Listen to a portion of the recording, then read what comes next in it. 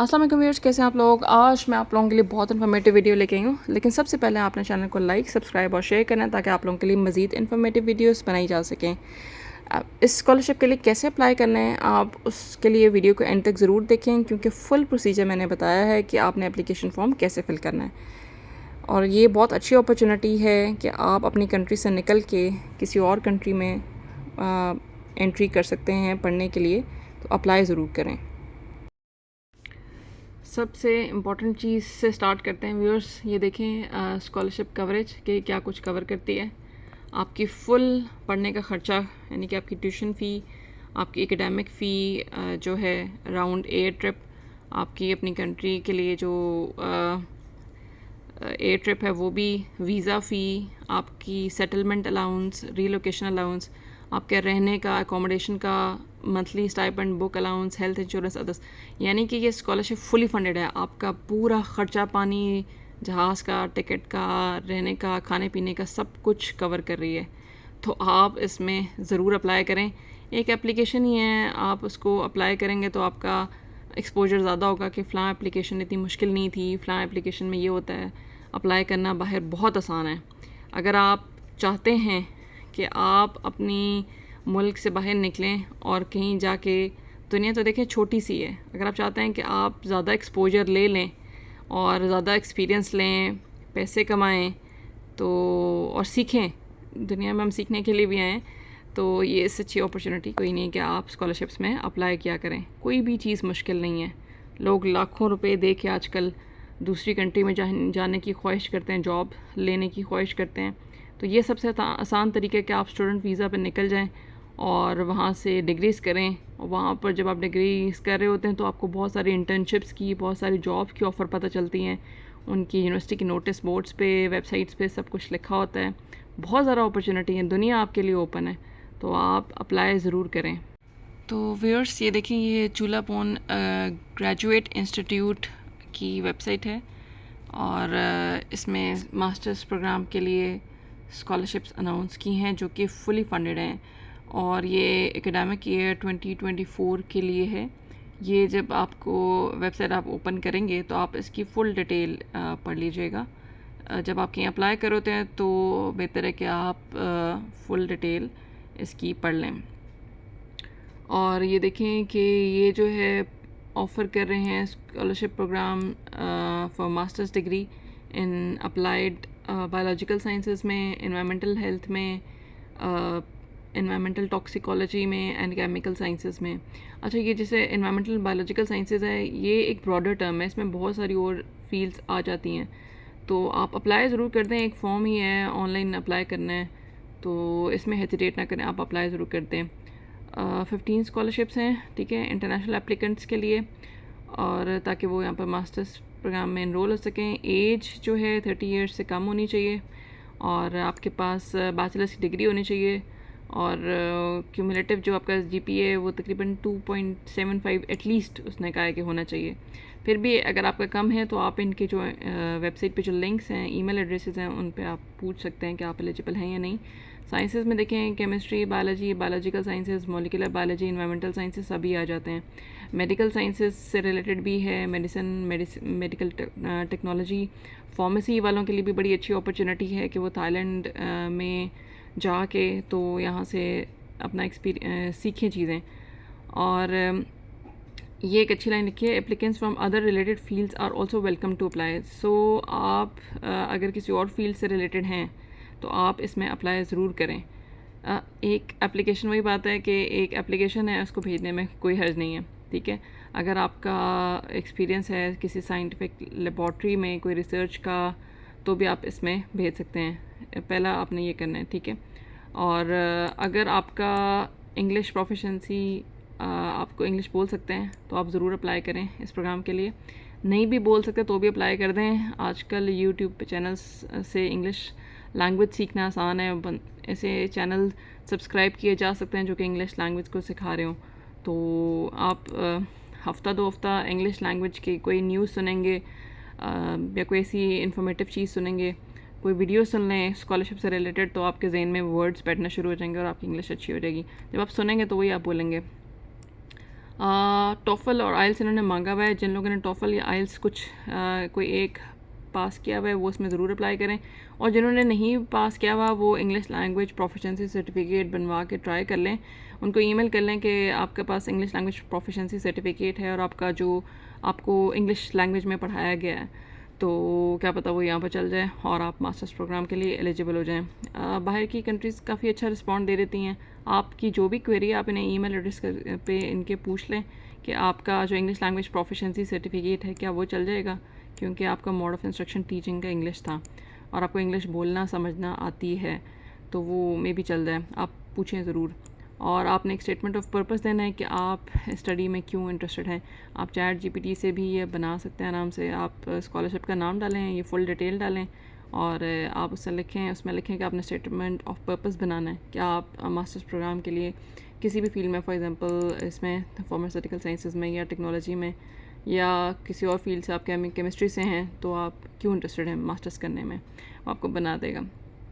Field of study वही बात आ जाती है, अप्लाइड बायोलॉजिकल साइंसेज है, एनवायरमेंटल हेल्थ है, एनवायरमेंट टॉक्सिकोलॉजी है, केमिकल साइंसेज है, और सबसे इम्पॉर्टेंट चीज़, अच्छा, एप्लीकेशन का प्रोसीजर भी बिल्कुल सिंपल सा है कि आपने ईमेल करनी है सारे डॉक्यूमेंट्स की कॉपी, ठीक है। ईमेल एड्रेस इन्होंने लिखा हुआ है CGI और अंडरस्कोर academic@CGI, ये इस तरह का इन्होंने ईमेल एड्रेस लिखा हुआ है, ठीक है। और फर्स्ट स्टेप वही बात है, उन्होंने वही कहा है कि आपने कंप्लीट करना है ऑल द डॉक्यूमेंट्स, और उसके बाद ईमेल करनी है अगेन थ्रू पोस्टल एड्रेस, और पोस्ट भी करने हैं, ठीक है।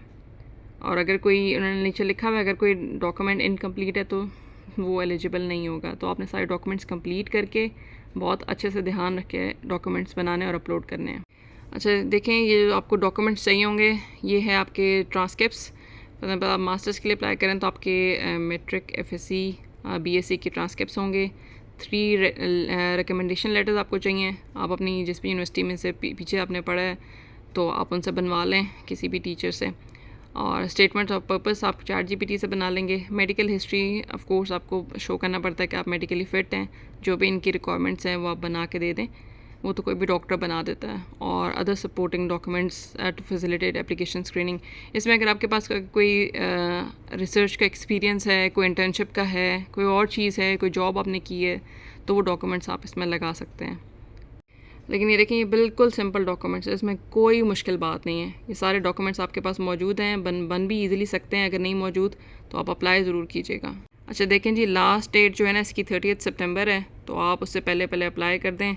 और नीचे जैसे जैसे आप वेबसाइट पे जाएंगे तो फुल डिटेल लिखी हुई है कि आप फॉर एग्जांपल एप्लीकेशन फॉर्म कहाँ से लिखेंगे, मेडिकल हिस्ट्री और रिपोर्ट के लिए अपने फॉर्म यहाँ से डाउनलोड करना है, ठीक है। एड्रेस ये है, इस पर आप जब सारे डॉक्यूमेंट्स कंप्लीट हो जाएंगे तो सबसे पहले आप ईमेल भी करेंगे और फिर आप इस एड्रेस पे पोस्टल के ज़रिए पोस्ट भी कर देंगे, ठीक है। एप्लीकेशन फॉर्म भी देख लेते हैं इनका। अच्छा, एप्लीकेशन फॉर्म बहुत सिंपल सा है। देखिए, आपने सबसे पहले फ़ोटोग्राफ इधर लगानी है, ठीक है। और उसने इंस्ट्रक्शंस लिखी हैं, ये पढ़ लें कि इनकम्प्लीट एप्लीकेशन आपकी नहीं होनी चाहिए। आपने जो भी आपकी फील्ड ऑफ स्टडी है, आप बायो साइंसेज से हैं, एनवायरनमेंट से हैं, केमिस्ट्री से रिलेटेड हैं, आप उसको टिक कर दें।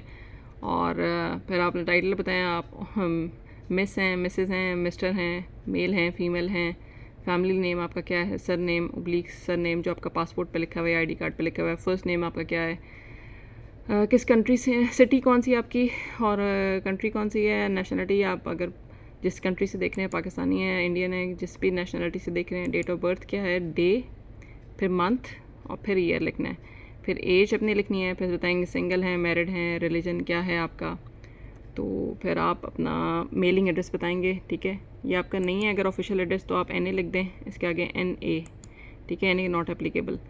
तो ऐसे लिखते हैं, मैं आपको बता भी देती हूँ, ठीक है, ऐसे लिखते हैं नॉट एप्लीकेबल जहाँ पर नहीं है। अगर आपका होम का जो एड्रेस है, देखिए बड़े ध्यान से लिखिएगा, क्योंकि इन्होंने मे बी जब आप एड्रेस लिख रहे होते हैं ना कहीं स्कॉलरशिप्स वगैरह के लिए, तो आपने बिल्कुल भी गलती का चांस नहीं है जहाँ पर आपकी पोस्ट आ सके, इस तरह का एड्रेस आपने लिखना है। ऑफिस का टेलीफोन नंबर नहीं है, नॉट एप्लीकेबल लिख दें, फैक्स नहीं है, नॉट एप्लीकेबल लिख दें, होम का है, घर का जो भी है, मोबाइल नंबर है या यूँ है तो आप लिखें, लेकिन कंट्री एरिया नंबर आपने अगर मोबाइल नंबर लिख रहे हैं तो +92 करके लिखेंगे अगर पाकिस्तान से हैं, और आप जिस कंट्री से हैं उसका कोड आपने ज़रूर लिखना है, कंट्री कोड क्योंकि ताकि वो अगर अप्लाई मोबाइल से नंबर से अप्लाई आपको कॉल करना चाहे तो आप कर सकें। फैक्स नहीं है, नॉट एप्लीकेबल लिख दें। ऑफिशियल ईमेल नहीं है ना, नॉट एप्लीकेबल लिख दें। पर्सनल ईमेल आपने ऐसा बनाना है जिसको आप चेक करते रहें, ठीक है। नाम से बनाइएगा, अपने ईमेल एड्रेस को आपने निक नेम से नहीं बनाना। और name and address of a person to be notified in case of emergency, इसमें आपके बाबा या भाई का नंबर आएगा। टेलीफोन नंबर और रिलेशनशिप आप बताएंगे कि बाबा हैं, भाई हैं, जो भी है, इन केस अगर कोई इमरजेंसी हो जाती है तो। और international airport, city of departure, आपका जिस भी एरिया में आप हैं तो आप वहाँ से लिख देंगे कि किस एयरपोर्ट को आप यूज़ करेंगे और कहाँ से आएंगे, किस सिटी से आएंगे, ठीक है। एजुकेशनल रिकॉर्ड आप देंगे। आप यहाँ पर सबसे पहले आप लिख देंगे अपने मैट्रिक, एफएससी, बीएससी की रिकॉर्ड्स।